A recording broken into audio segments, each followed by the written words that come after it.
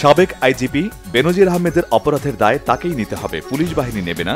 দেশ ছাড়ার ব্যাপারে কোনো তথ্য জানা নেই বলেছেন স্বরাষ্ট্রমন্ত্রী আসাদুজ্জামান খান। সাবেক আইজিপি বেনজির আহমেদের বিচার লোক দেখানো নাটক করছে সরকার বলেছেন বিএনপি মহাসচিব মির্জা ফখরুল ইসলাম আলমগীর। বললেন, ফ্যাসিবাদের বিরুদ্ধে আন্দোলন চলবে। সাবেক সেনাপ্রধান জেনারেল আজিজ আহমেদ ও সাবেক আইজিপি বেনজির আহমেদের বিচার নিয়ে সংশয় প্রকাশ করেছেন বাংলাদেশের ওয়ার্কার্স পার্টির সভাপতি রাশেদ খান মেনন। সংসদ সদস্য আনোয়ারুল আজিম হত্যার তদন্তে এবার নেপালের কাঠমান্ডু গেল ডিবির একটি প্রতিনিধি দল।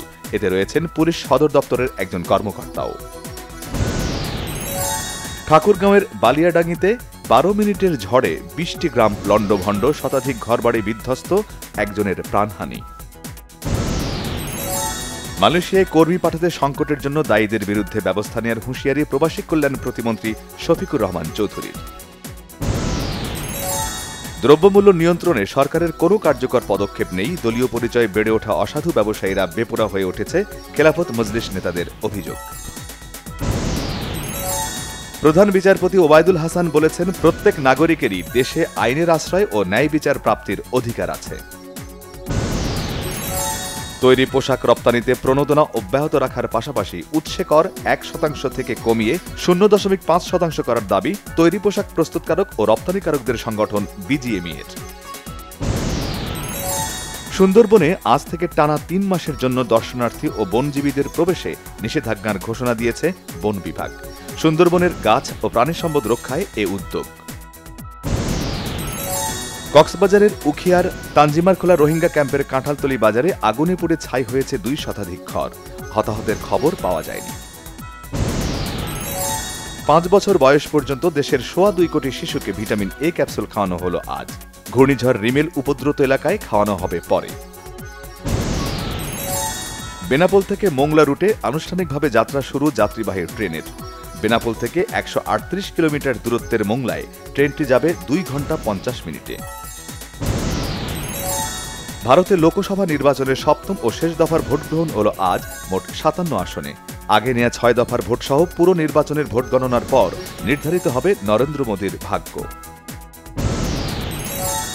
ইসরায়েল ফিলিস্তিন যুদ্ধ শেষ হওয়ার সময় হয়েছে, মন্তব্য মার্কিন প্রেসিডেন্ট জো বাইডেনের। তেল আবিবের নতুন প্রস্তাব মেনে নিতে হামাসের প্রতি আহ্বান।